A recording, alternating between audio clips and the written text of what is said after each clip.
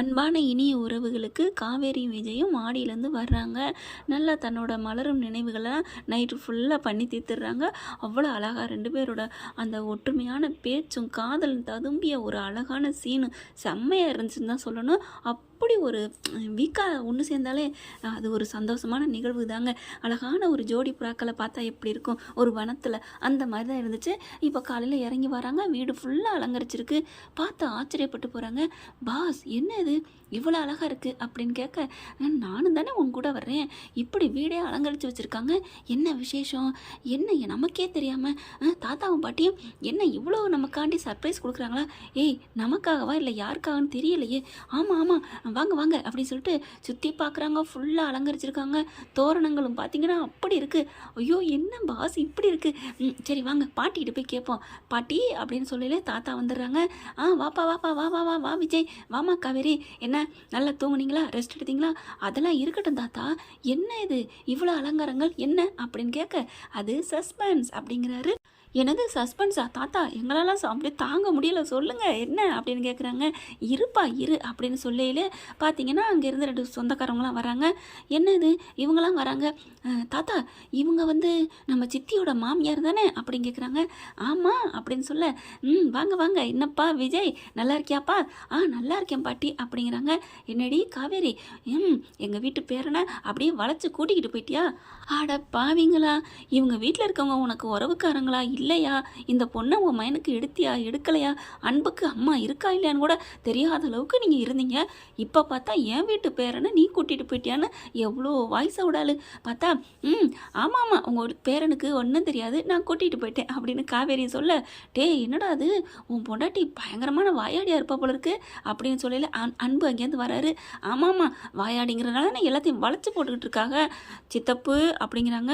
சரி சரி நான் உன்கிட்ட பேசலை அப்படின்னு சொல்லிட்டு, வாமா வாங்க எப்போ வந்தீங்க அப்படின்னு கேட்க, எப்போ வந்தேன்னு கேட்டியா இல்லை ஏன் வந்தேன்னு கேட்குறியா, அம்மா அதெல்லாம் இல்லைம்மா, பெத்த தாயை மறந்துட்டு நீ பாட்டுக்கு இங்கே கிடக்கிற, பொழுதுக்கும் கொஞ்சமாவது எட்டி பார்க்குறியா, அம்மா அப்பெல்லாம் ஒன்றும் இல்லைம்மா, பொண்டாட்டி பாவம் புள்ள பாவம்னு நீ தானம்மா என்னை அனுப்பி வச்ச அப்படின்னு சொல்ல, அப்போ எல்லாரும் அப்படிங்கல, சரி சரி விடுங்க, இப்போ என்ன விசேஷம் என்ன நடக்குது அப்படிங்கல, காவேரி காவேரி அப்படின்னு சொல்லிட்டு சாரதா வர்றாங்க உள்ளுக்குள்ள. ஏங்க அம்மா அப்படிங்கிறாங்க காவேரி. பார்த்தா கங்காங்கிறது கங்கா, அக்கா பாட்டி என்னது என்ன எல்லாரும் வர்றாங்க, ஒன்றும் புரியல, வாமா வா வா, வா கங்காக்கா, என்னக்கா திடீர்னு ஆச்சரியமாக இருக்குது, என்னடி திடீர்னு ஆச்சரியமாக இருக்குங்கிற, அப்போ நாங்கள் வர்றது உனக்கு பிடிக்கலையா, அக்கா என்னக்கா இப்படிலாம் கேட்குற, இல்லை திடீர்னு திடுதுப்புன்னு நேற்று தான் நாங்கள் வந்தோம், இன்றைக்கி வந்திருக்கீங்களே, அதுவும் என்ன கையில் பையே பழம் பூவெல்லாம் தெரியுது வாசனை, என்ன என்ன பாட்டி அப்படிங்கல, என்னடி நடிக்கிறியா, உனக்கு இங்கே என்ன நடக்க போகுதுன்னு உனக்கு தெரியாது, என்ன நடக்க போகுது எனக்கு ஒன்றும் புரியலையேக்கா அப்படின்னு கேட்க, நடிக்காதடி அக்கா, உண்மையிலே எனக்கு என்னன்னு தெரியலக்கா சொல்லுக்கா அப்படின்னு கேட்க, பாட்டி அப்படிங்கல பாட்டியும் வராங்க. தாத்தா இருமா காவேரி சொல்கிறேன் இரு அப்படிங்கல சாரதா வந்துடுறாங்க. நல்லா இருக்கீங்களாயா நல்லா இருக்கீங்களா அப்படின்னு பேசுகிறாங்க. என்ன காவேரி உனக்கு எதுவுமே தெரியாதா, ஐயோ தெரிஞ்சா நான் ஏம்மா இப்படி கேட்குறேன், என்ன பாஸ் உங்களுக்கு ஏதாவது தெரியுமா அப்படின்னு காவேரி கேட்டு முடிக்கங்காட்டிலுமே, காவேரி என்ன காவேரி நான் உன் பின்னாடியே தானே வர்றேன், அப்புறம் எனக்கு எப்படி தெரியும் அப்படிங்கல அன்பு இருந்துட்டு, ஆமாம் ஆமாம் அவள் பின்னாடியே தானே தெரியுற அப்படிங்கல எல்லாரும் முறைச்சி பார்க்குறாங்க.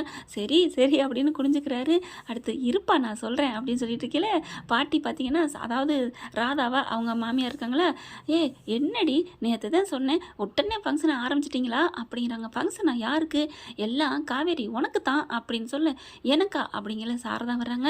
என் பிள்ளைக்கு கூட தெரியாத அளவுக்கு சஸ்பென்ஸ் பண்ணியிருக்காங்களா அப்படின்னு சொல்லிட்டு, என்னம்மா எனக்கா, எனக்கு இப்போ வளகாப்பு இல்லையே, உனக்கு வளகாப்பு இல்லைம்மா, இப்போ உனக்கு 5க்கு பூச்சி விடுறது மருந்து கொடுக்குறது அப்படிங்கிறாங்க. ஓ ஓ பாட்டி கூட அன்னைக்கு சொன்னாங்களே அதுவா, ஆமாம் அப்படின்னு சொன்ன கையோட விஜய் காவேரி பார்க்க, காவேரி விஜய் பார்க்க, ஐயோ ஜாலி, அப்போ என் பொண்டாட்டிக்கு இன்னைக்கு பூச்சி விட்டு விழாவா, இன்னைக்கு ராக்கு முத்து ராக்கா அப்படின்னு சொல்ல, அது வளகாப்புக்கு, இப்போ ராக்கு முத்து ராக்கு இல்லை, எல்லாம் ஒன்று தான், இதில் என்ன இருக்குது, ராக்கு முத்து ராக்கு என் பொண்டாட்டிக்கா நான் பாடுவேன் அப்படிங்கிறாரு. பாடுப்பா பாடுப்பா, ஃபங்க்ஷனுக்கு நல்ல நேரம் வரப்போகுது, சீக்கிரம் எல்லாமே ட்ரெஸ் பண்ணுங்கள், எல்லோரும் வந்துக்கிட்டு இருக்காங்க அப்படிங்கிற 1 by 1 வர்றாங்க. எல்லோரும் பார்த்தா நிவினு வந்துடுறாங்க, யமுனா வந்துடுறாங்க.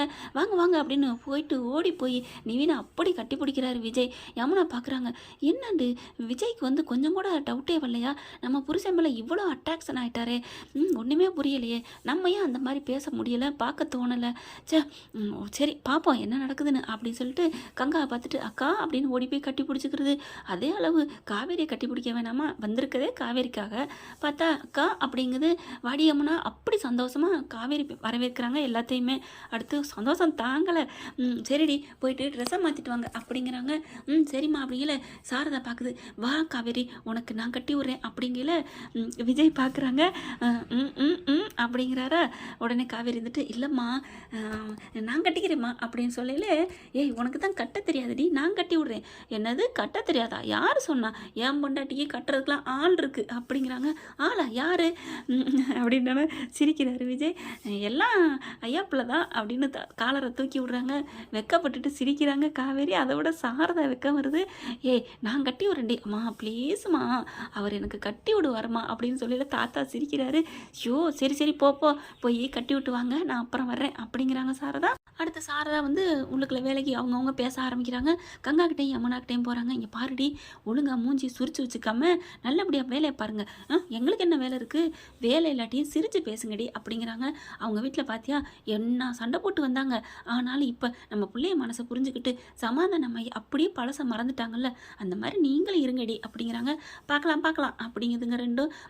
உங்களை திருத்தவே முடியாது அப்படிங்கிறாங்க பாட்டி. அதுக்கப்புறம் பாட்டி என்ன பண்ணுது, சாரதா நம்ம போய் பேத்தியை போய் பார்த்துட்டு வருவோமா அப்படின்னு போகுது. ஐயோ அத்தை எங்கே போகிறீங்க அப்படின்னு கையை பிடிச்சி இழுக்கிறாங்க. ஏய் ஏண்டி என் கையை பிடிச்சி இழுக்கிற, ஐயோ அவள் என்னையவே வேணான்ட்டு போயிட்டாங்க, நீ இருங்க அப்படிங்கிறாங்க. ஏண்டி நம்ம பிள்ளைக்கு மேக்கப் பண்ண வேண்டாமா, அதெல்லாம் பண்ணிக்குவாங்க, எந்த காலத்தில் இருக்கீங்க அப்படின்னு இழுத்து வச்சுக்கிறாங்க. பாவம் அதுங்களே இப்போ தான் போயிருக்குதுங்க அப்படின்னு சொல்லி சாரதா அப்படியே பேசாமல் இருந்துக்கிறாங்க. அங்கே போனதுக்கப்புறம் பார்த்தீங்கன்னா புடவையெல்லாம் எடுத்து பார்க்குறாங்க.